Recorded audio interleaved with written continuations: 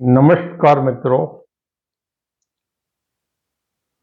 આજે આપણે ગાંડાને ડાયામાં ખપાવવાના સંગમની વાત કરવી છે.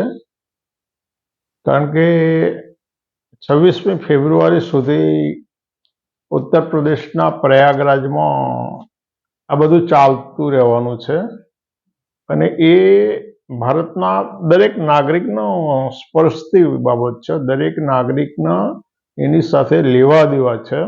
ભલે આર્થિક રીતે તમારે ભોગવવાનું આવે ના આવે, પરંતુ દરેકે દરેક નાગરિકને આ બાબત લાગુ પડતી બાબત છે અને માટે આપણે આજે આ વિષય ઉપર વાત એટલે કરવી છે. અને એ વાતનો આધાર ઉત્તર પ્રદેશના મુખ્યમંત્રી યોગી આદિત્યનાથે એક વિડીયોમાં એવું કહેતા સંભળાય છે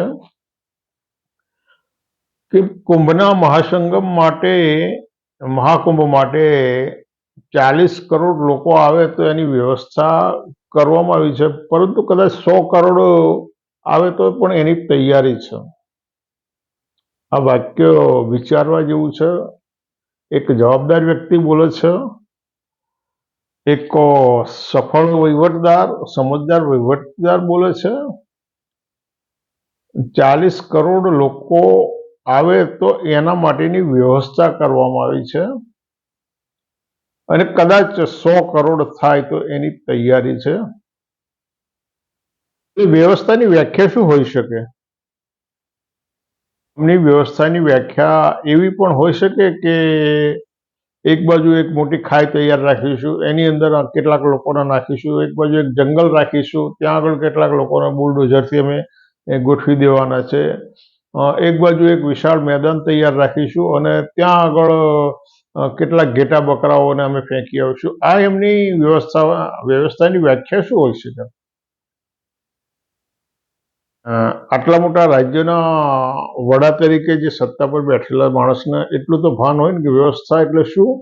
અને દુનિયાના દેશોની અંદર જે વ્યવસ્થા તંત્ર ગોઠવેલા છે લોકો માટે, લોકોની સુખાકારી માટે, લોકોને આનંદ પ્રમોદ માટે, લોકોના આર્થિક ઉપાર્જન માટે, લોકોના સામાજિક કલ્યાણ માટેના જે વ્યવસ્થા તંત્રો ગોઠવેલા છે એ અને આ વ્યવસ્થા કરવાની જે વાત કરે છે, એટલે તમને એવું નથી લાગતું કે આવા લોકો આ સમાજની સાથે રહી અને સમાજ શત્રુનું કામ કરી રહ્યા હોય?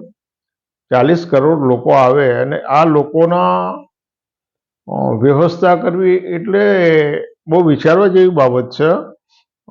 પરંતુ બહુ સ્પષ્ટ બાબત એ છે કે 2029ની લોકસભાની ચૂંટણી આવી રહી છે. વડાપ્રધાન પદના દાવેદારો પોતાના શસ્ત્રો સજાવી રહ્યા છે. ઉત્તર પ્રદેશની અંદર એક પ્રકારનું ધૃણા અને નફરતના માહોલ દ્વારા મતોનું ધ્રુવીકરણ કરવાનું છે અને મતોના ધ્રુવીકરણ માટે પોતે હિન્દુઓના મસીહા છે અને આટલું બધું વિશ્વનો સૌથી વિશાળ મેળાવડો, કારણ કે અમેરિકાની જનસંખ્યા 33-34 કરોડ છે અને 40 કરોડ લોકો ભેગા થવાના હોય. બહુ ગણ્યા ગાંઠ્યા દેશો એવા છે ચીન સિવાયના કે જેની વસ્તી 40 કરોડ હોઈ શકે અને 40 કરોડ એક દેશ કરતાં વધારે વસ્તીનો એક જ જગ્યાએ એક મેદાનમાં અથવા એક સિટીમાં ભેગી કરી અને પછી પોતે હિન્દુઓના મસીહા છે એવું પુરવાર કરવા માટે મતોના ધ્રુવીકરણ માટેનું આ એક આયોજન છે. પરંતુ જે વૈશ્વિક સમાચારો છે કે માય ડિયર ફ્રેન્ડ કરીને જેને મથ્થે વળગી જતા હતા, એવા ડોનાલ્ડ ટ્રમ્પે ભારતની આબરૂનો લીલામ કરવાનું જાણે 20મી જાન્યુઆરીથી નક્કી કર્યું હોય. એટલે એમણે પોતાના દેશના જાની દુશ્મન ચીનના પ્રમુખને આમંત્રણ આપ્યું, પણ ભારતના વડાપ્રધાન પદ ઉપર જે વ્યક્તિ હતા એને આમંત્રણ ના આપ્યું. એ પછી એમણે ગઈકાલે 205 ઇમિગ્રન્ટ્સને હાથકડીઓ સાથે મોકલી આપ્યા. આ ભારત દેશનું વૈશ્વિક રીતે ખૂબ નીચાજોણોપણું છે, કારણ કે એ લોકો ભલે એ દેશના ગુનેગાર હશે પણ ભારતના પોતાના નાગરિકો છે અને પછી એ ભારતના ગુનેગાર હોઈ શકે. સૌ પ્રથમ એ ભારતના નાગરિકો છે અને ભારતના નાગરિકોનું સન્માન ના જળવાય અને એનું આ રીતે બેઇજ્જત કરીને એને ડિપોર્ટ કરવામાં આવે ને એ પણ લશ્કરી વિમાનમાં. પેસેન્જર વાહનમાં નહીં. આ પણ એક વિચારવા જેવી વાત છે. એટલે આટલી બધી જે ભારતની એ થતી હોય, પોતે વિદેશમાં જાય ત્યારે એનઆરઆઈ પાસે મોદીના નારા લગાડવામાં આવે અને એમની પાસે પાછા પ્રશંસાના શબ્દો જુદી જુદી ભાષામાં, જુદા જુદા શબ્દોમાં, જુદા જુદા તાઇફાઓ દ્વારા કહેવામાં. તો આ એનઆરઆઈ નો માત્ર ઉપયોગ જ કરવાનો. તો એ એનઆરઆઈ જે છે અમેરિકાની અંદર, તો એને બચાવવા માટે આ દેશના તંત્રએ કંઈક કરવું જોઈએ કે ના કરવું જોઈએ, કે બસ આપણે એમની પાસે એ જો બેવડું નાગરિકત્વ ધરાવતા હોય તો એમના મત લેવા છે, અથવા તો એમની પાસે નારા લગાવડાવવા છે, એમની પાસે ત્યાં એ દેશની જે તે દેશોની અંદર જઈ અને એમના મેળાવડા કરી અને પોતાની એમના પાસે વાહવાહી કરવા માટેનો જ એમનો ઉપયોગ થાય છે. એટલે એક નીતિ ઘણા વર્ષોથી આ દેશમાં યુઝ એન્ડ થ્રો.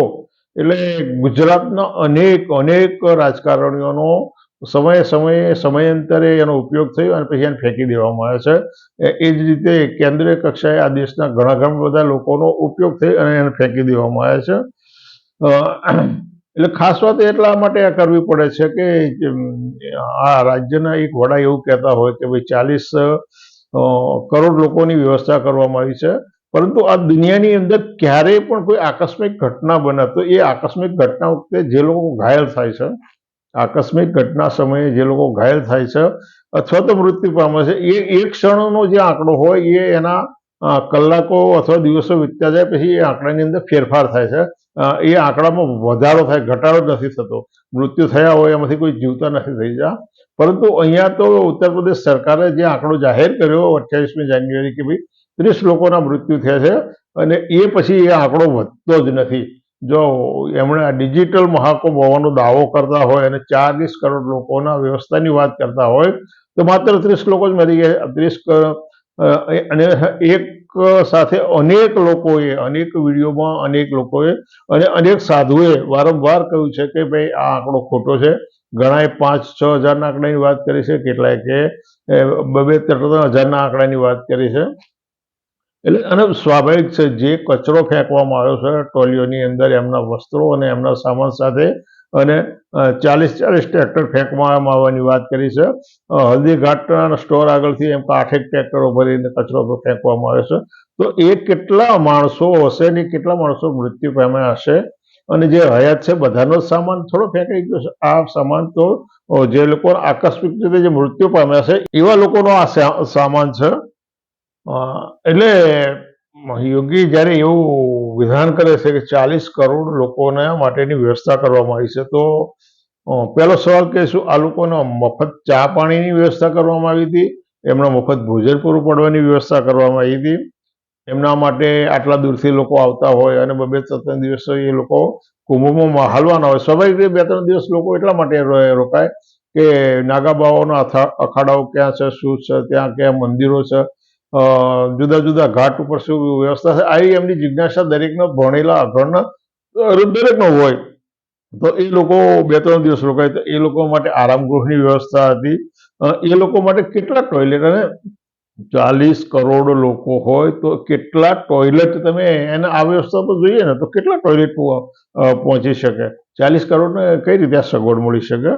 અને જોડે જોડે ગંગા સ્નાનના દૂષિત પાણીમાં જે લોકો નાહ્યા છે એ લોકોના સ્નાન માટેની શું વ્યવસ્થા છે?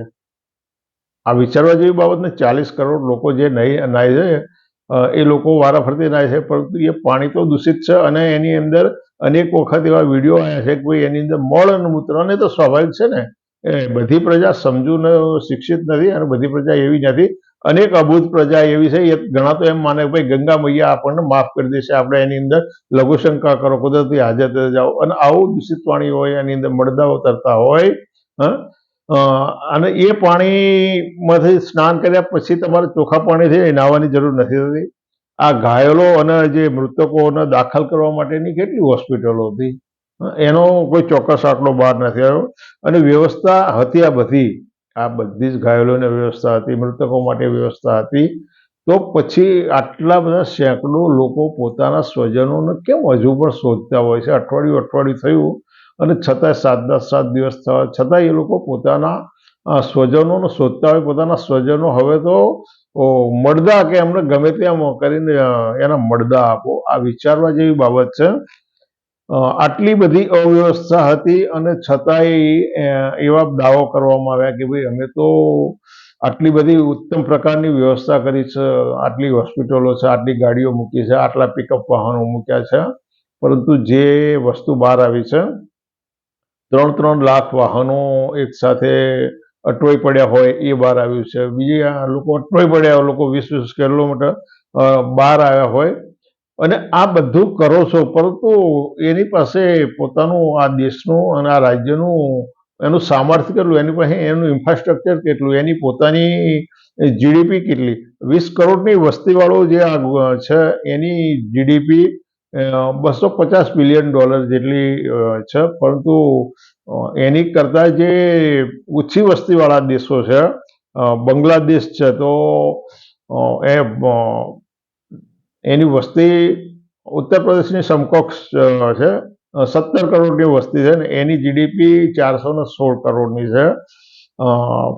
એ રીતે શ્રીલંકાની વસ્તી 30 કરોડ છે, એટલે ઉત્તર પ્રદેશની સમકક્ષ છે. એની જે જીડીપી 84 બિલિયન છે. જર્મનીની 4 ટ્રિલિયન છે. કેટલી છે? અને એની વસ્તી 8.5 કરોડ છે. જાપાનની 12 કરોડની વસ્તી છે અને $5 ટ્રિલિયન એની વસ્તી જીડીપી છે. આ દેશો આટલી બધી જીડીપી ભારતની સરખામણીમાં, ભારત 150 કરોડની વસ્તી અને 32 લાખ ચોરસ કિલોમીટરનો વિસ્તાર ધરાવતા ભારત આ 4-5 દેશોની સમકક્ષ નથી બની શક્યું. સમગ્ર ભારતમાં બધા જ સંસાધનો હોવા છતાં ભારત આટલું પછાત છે. પણ આ જે લોકોની જીડીપી આટલી બધી વધારે છે, ચીન ને અમેરિકાને બાદ કરતા આપણે વાત કરીએ, ફ્રાન્સ, જર્મની, જાપાન, ઇટાલી, આ બધાની જીડીપી આટલી બધી, આ લોકોએ કેટલા કુંભ કર્યા? આ બધા દેશોએ પછી ચીન, અમેરિકા, જાપાન કરતા પણ બીજા જે નાના ટચુકડા દેશો છે, સ્વીડન છે, સ્વિટ્ઝરલેન્ડ છે, નોર્વે છે, આ બધા દેશો જે દુનિયાના સૌથી ટોપ 10 દેશો સુખાકારીની અંદર ભ્રષ્ટાચાર મુક્તની રીતે એવા ટોપ 10 દેશો, એવા દેશોએ કેટલા કુંભ કર્યા અને એમણે કેવા આવા મેળવડા. એ લોકો આવું કશું નથી કરતા, અને છતાંય આ દુનિયાના ટોપ 10 દેશો છે, આ જે લોકો આવું કશું નથી કરતા, અને એમની યુનિવર્સિટીઓમાં લોકોએ પડાપડી કરવી પડે છે. ભારતના હજારો લોકો ત્યાં જવું પડે છે. ભારતના આજે 18,000 જેટલા ઇલીગલ ઇમિગ્રન્ટ્સ જે અમેરિકાની છે, શા માટે આ લોકોએ ત્યાં જવું પડે છે? અમેરિકાએ કેટલા આવા કુંભ કર્યા? અમેરિકાએ આવો એક કુંભ નથી કર્યો. જાપાન, જર્મની, ચીન, કોઈ દેશે એ નથી કર્યા, ને છતાંય આ લોકોએ ત્યાં આ રીતે જવું પડે છે. આ લોકોની સરખામણીમાં તો ભારત અનેક રીતે ભારત પછાત છે, અને આટલું હોવા છતાંય તમે સારી વ્યવસ્થા આપવાની વાત કરો છો. અને સૌથી મોટું તો જે આટલા દૂરથી લોકો આખા દેશમાંથી આવતા હોય, કોઈ 100 કિલોમીટર, કોઈ 500, 1000, 2000 કિલોમીટર દૂર આવતા હોય, તો એ લોકો પ્રયાગ આવ્યા પછી, ઉતર્યા પછી સૌથી પહેલી જરૂરિયાત તો એમને પીવાના પાણીની અને શૌચાલયની, આ બે વસ્તુની ખાસ જરૂર પડે. 40 કરોડની પ્રજાને તમે આ વ્યવસ્થા કઈ રીતે? આ વ્યવસ્થાની જ વાત છે, પણ સાથે સાથે બીજી એક વ્યવસ્થાની વાત કે ભાઈ આ રાજકારણમાં અનેક એવા મનોરોગીઓ છે. ભારતના રાજકારણમાં અનેક એવા મનોરોગીઓ છે કે એ લોકો રોજે રોજ સેંકડો વૃત્તાંતો એવા કરતા હોય છે, સેંકડો વિધાનો એવા કરતા હોય છે કે એમને સ્વપ્નની અંદર નહેરુ, ઇન્દિરા, સોનિયા આમ દેખાતા હોય, એ સ્વપ્નમાં આવતા હોય. સોનિયા ગાંધી તો વડાપ્રધાન પદ એના કોળીઓ મોમાં આવ્યો તો એને સામેથી ના કહ્યું કે ભાઈ મારે હું વડાપ્રધાન નહીં બનું, પરંતુ પોતાના ગુરુને વડાપ્રધાન બનવા માટે પોતાના ગુરુને પીઠમાં ખંજર ભોંકનારા એ લોકો છે. તો રાજકારણના અંદર એવા સેંકડો મનોરોગીઓ છે. આ મનોરોગીઓ ગંગામાં અમૃત સ્નાન કરે પછી એમાંથી એમનો સુધારો થઈ શકે કે? આ પણ એક વિચારવા જેવી બાબત નથી. આ બધી દરેક બાબતો વિચારવા જેવી છે. અને આજે જે સમાચાર આવ્યા છે કે ચીન પેન્ટાગોન કરતા પણ વિશાળ, પેન્ટાગોન એટલે અમેરિકાનું લશ્કરી થાણું કે જ્યાંથી આખા દેશનું અને દુનિયાની લશ્કરી બાબતોનું સંચાલન થાય છે, એવા પેન્ટાગોન કરતા પણ 10 ગણું વિશાળ લશ્કરી થાણું વિકસાવી રહ્યું છે અને એની ભૂગર્ભની અંદર મોટા મોટા બંકરો બનાવ્યું. ગુજરાત સમાચારનો આ જે અહેવાલ છે, એટલે એ 100% સત્યની નજીકનો એ અહેવાલ હોય, એમાં કંઈ અસ્તોશક્તિ ના હોઈ શકે. પરંતુ ચીન આવું જ્યારે ડેવલપ કરી રહ્યું છે, સૌથી મોટામાં મોટો ખતરો ભારત માટે છે. સૌથી મોટો ચીન એટલું બધું ખંદુ છે કે એણે 1962ની અંદર જવાહર નહેરુની સાથે મિત્રતાના દાવા કરી અને એમની પીઠમાં ખંજર ભોંકી અને હુમલો કર્યો હતો. એ પછી પણ ચીને આપણો 4064 કિલોમીટર વિસ્તાર પચાવી પાડેલો છે. અરુણાચલના અનેક ગામડાઓ વિસ્તારમાં એણે ગામડાઓ વસાવ્યા છે. આવું ખંદુ ચીન આવતીકાલે ભારત ઉપર હુમલો નહીં કરી શકે. અને એની હજારો પ્રોડક્ટ આ દેશના લોકો વેપારીઓ સપ્લાયરો અહીં મંગાવી રહ્યા છે, અને એના કારણે $100 અબજ ની ભારતના ખાધ છે. વેપારમાં આટલી મોટી ખાધ છે. એવું ખંદુ ચીન જે એની બધી વ્યવસ્થા, લશ્કરી વ્યવસ્થા વિકસાવી રહ્યું છે, એનું જે ઇન્ફ્રાસ્ટ્રક્ચર એ ડેવલપ કરી રહ્યું છે, આર્થિક રીતે એટલું સક્ષમ છે કે એને ક્યારેય કોઈની પાસે લોન નથી લેવી પડી. પરંતુ ભારત તો 2,47,000 લાખ કરોડ નું દેવાદાર છે, જ્યારે ચીનના માથે કોઈ દેવું નથી. એવું ચીન આવતીકાલે ભારત ઉપર હુમલા નહીં કરે. તો ચીન સાથે આ સ્પર્ધા તો નથી કરવાની, પણ ચીન સાથે પોતાની સાવચેતી માટે આપણી શું વ્યવસ્થા? કાલે અમેરિકા આવીને ઉભું રહેશે, રશિયા આવીને ઉભું રહેશે, એ આશાવાદ ખોટો છે. વાસ્તવિક રીતે તો આ તાઇફાઓની પાછળ 10,000 કે 25,000 કરોડના ખર્ચા ઉપર 10,000નું કહેવામાં આવે, પરંતુ જે આટલી બધી પ્રજા આવે છે ને એ બધાનો એમનો જે માનવ શ્રમ છે, એમના જે આવવા જવાના ભાડા છે, અને એમની જે શક્તિનો વ્યય થઈ છે, એ અબજો રૂપિયાનો ખર્ચ છે. માત્ર 10,000 કરોડનો ખર્ચ નથી, અબજો રૂપિયાનો ખર્ચ. એ અબજો રૂપિયાનું મૂડીરોકાણ ભારતના સમૃદ્ધ અને સ્વસ્થ બનાવવા માટે કરવું જોઈએ, નહીં કે આવા કુંભ દ્વારા. અને આવા કુંભના અંતે જો કેટલાક મનોરોગીઓમાં સુધારો થવાનો હોય તો આપણે ધન એક મહાકુંભને માનીએ. મનોરોગીઓની અંદર સુધારો થવાનો હોય તો આવા કુંભને આપણે ધન માનવો જોઈએ. મિત્રો, આ બધી બાબતો તમારે મારે વિચારવા જેવી છે, કારણ કે ભારત જ એક એવો દેશ છે કે જ્યાં આગળ આટલા લોકોને ભેગા કરવામાં આવે છે, અને આ લોકો આટલા બધા લોકોને ભેગા કરી અને તમે એને વ્યવસ્થા આપવાની વાત કરતા હોય, પરંતુ માણસ ભેગા કરો છો કે ઘેટા ભેગા કરો, માણસ ભેગા કરો છો, પશુઓ ભેગા કરો, એ પણ વિચારવા જેવું છે. એટલે હજુ પણ આ બાબતો ચર્ચામાં રહેવાની છે, કારણ કે જે સોશિયલ મીડિયાને ધન વખાણો અને ગોદી મીડિયાએ તો એનું જે નાલાયકીપણું હતું એ હજુ જાળવી રાખ્યું છે. સાચી વસ્તુ ગોદી મીડિયા દ્વારા બહાર નથી આવતી, સોશિયલ મીડિયા દ્વારા અનેક બાબતો બહાર આવી રહી છે. અને માટે હજુ આ વિષય ઉપર આપણે ફરી વખત મળવાના છે, અને આવી જ વાત લઈને હું આવીશ. મારી વાત કેટલાકને નથી ગમવાની. કોમેન્ટમાં ઘણા બધાએ એવું જણાવી કે આ બધી ફેક મેસેજો જે છે, હું હકીકતો આધારિત મારી વાત રજૂ કરી શકું. મારી વાત જે રજૂ કરું છું ભારતના અને વિશાળ જનતાના હિતમાં, અને સૌથી વધારે તો ગરીબ શોષિત લોકો આ અંધશ્રદ્ધામાંથી મુક્ત થઈ અને માનસિક રીતે સ્વસ્થ બને, અને સાથે સાથે પોતાના અને આ દેશનું કલ્યાણ સામે છે એ પણ સમજે, એવી ધારણા સાથે મારી રજૂઆત કરું છું. ફરી પણ આવી જ રજૂઆત સાથે, આવા જ વિષય સાથે હું આવીશ. ત્યાં સુધી તમને એક વિનંતી છે, તમે આ ચેનલ પર નવા હોય તો સબસ્ક્રાઈબ કરો, લાઈક કરો, શેર કરો, અને તમારા બીજા મિત્રોના આ વિડીયો આગળ મોકલો, એવી રિક્વેસ્ટ સાથે ફરી મળીશું. ચલો, આવજો.